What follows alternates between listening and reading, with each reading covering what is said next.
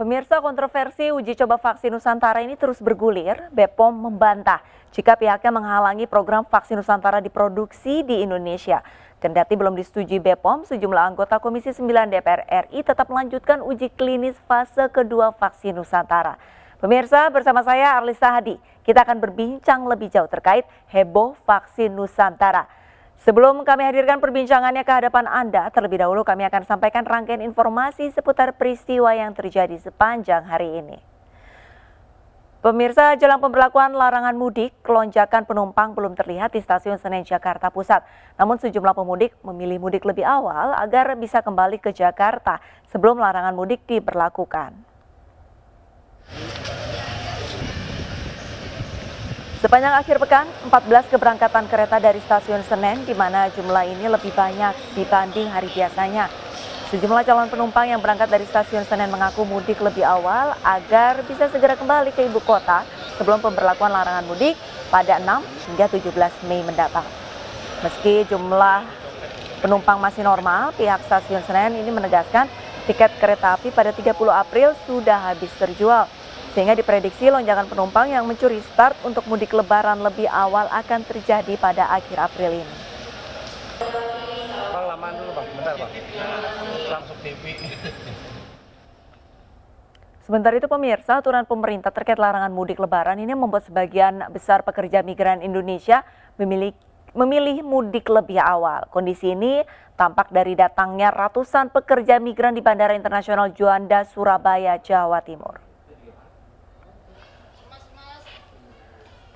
Seperti inilah suasana arus mudik pekerja migran Indonesia asal dari sejumlah daerah di Jawa Timur di Terminal 2 Bandara Internasional Juanda, Surabaya. Seiring kedatangan sejumlah pesawat dari luar negeri, arus pekerja migran Indonesia yang mudik lebaran lebih awal tampak terus mengalir. Meski lebaran masih beberapa pekan lagi, namun sejumlah pekerja migran yang rata-rata bekerja di Malaysia ini memilih mudik lebaran lebih awal. Selain bisa berkumpul dengan keluarga di kampung halaman lebih lama, mereka sengaja mudik lebih awal agar terhindar dari larangan mudik oleh pemerintah, serta sulitnya mengurus birokrasi penerbangan saat menjelang lebaran. Saat tiba di bandara, ratusan pekerja imigran yang datang melalui Bandara Internasional Juanda, Surabaya tidak bisa langsung pulang ke kampung halamannya, karena mereka harus menjalani proses pendataan ketat dan pemeriksaan rapid test antigen sebagai antisipasi penyebaran virus corona.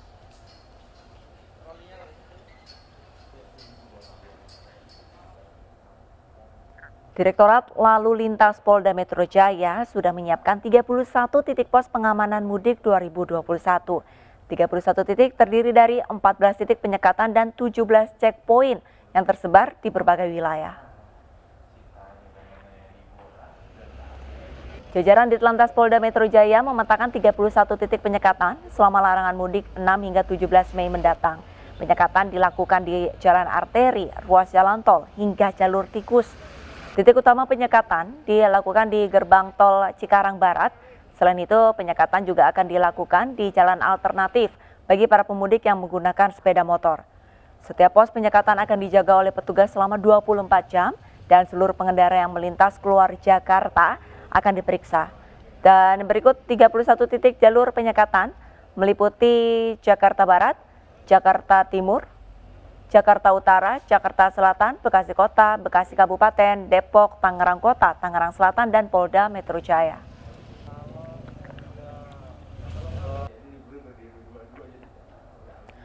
Pemirsa, Menteri Tenaga Kerja Ida Fauzia meminta para pekerja migran yang bekerja di sejumlah negara agar tidak mudik lebaran tahun ini.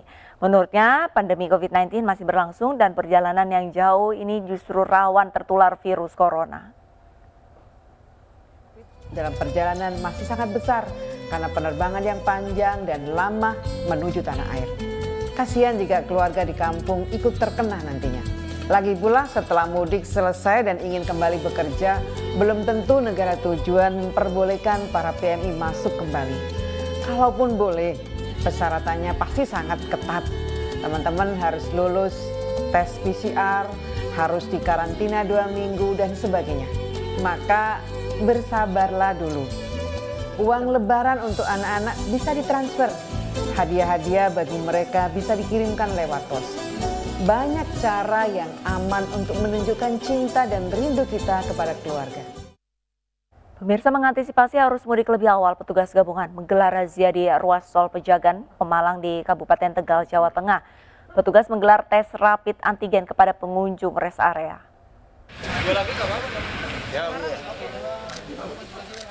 Satu persatu, mobil pemudik di rest area kilometer 275, ruas tol Pejagan, Pemalang di Kabupaten Tegal, Jawa Tengah dihentikan petugas gabungan.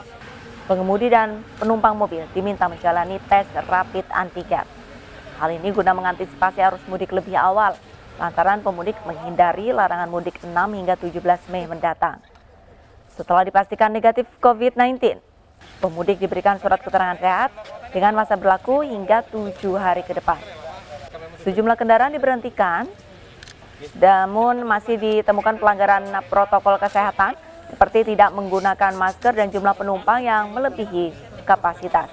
Kepada pengelola rest area, petugas memeriksa sarana protokol kesehatan seperti sarana cuci tangan hingga pembatasan kendaraan di lokasi parkiran.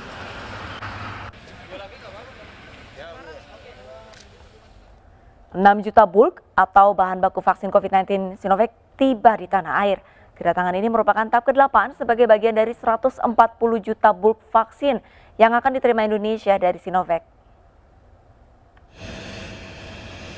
Pengiriman ini merupakan bagian dari 140 juta bahan baku vaksin yang akan diterima tahun ini. Nantinya pemirsa, 6 juta bahan baku vaksin akan dimanufaktur terlebih dahulu oleh PT Bio Farma yang telah menerima sertifikat cara pembuatan obat yang benar CPOB dari Badan POM. Hingga saat ini sekitar 46 juta dosis vaksin telah dimanufaktur oleh Bio Farma. Pemerintah terus berupaya mendapatkan vaksin COVID-19 yang nantinya akan diberikan secara cuma-cuma kepada 181,5 juta penduduk Indonesia. Saat ini pemerintah memprioritaskan lansia sebagai penerima vaksin. Pemerintah juga sudah membangun sentra-sentra vaksinasi di berbagai daerah sebagai langkah akselerasi vaksinasi.